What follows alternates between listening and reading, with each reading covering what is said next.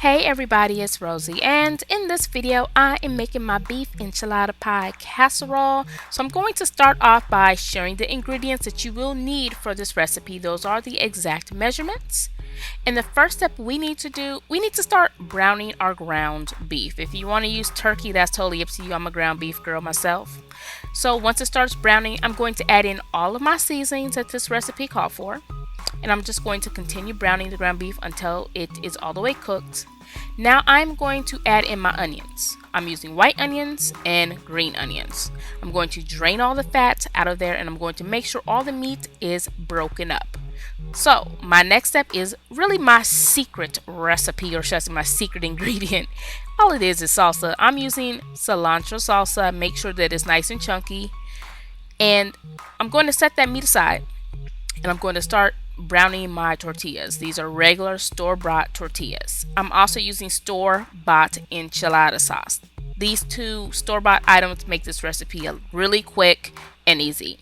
So I'm gonna start layering my tortillas on top of that enchilada sauce that I have at the bottom of my pan. Then I'm going to add more enchilada sauce.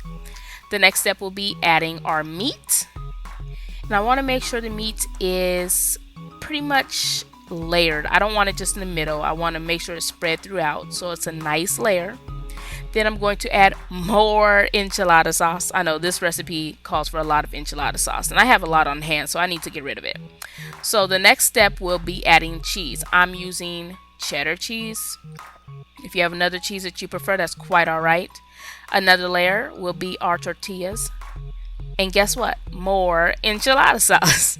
So once the enchilada sauce is all on top of those tortillas, I just want to make sure it's spread quite nicely across the tortillas. So I'm just going to use a spoon to do that. Then I'm going to add some more cheddar cheese. Once again, if you don't have cheddar cheese, use what you have.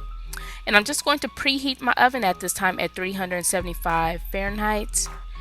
Now I will cover and bake this enchilada casserole for 25 to 30 minutes, and when it comes out, it's nice and cheesy, and baby, it is so delicious. So I'm just gonna leave the toppings up to you. You can add olives, more cheese, sour cream, whatever you want to do.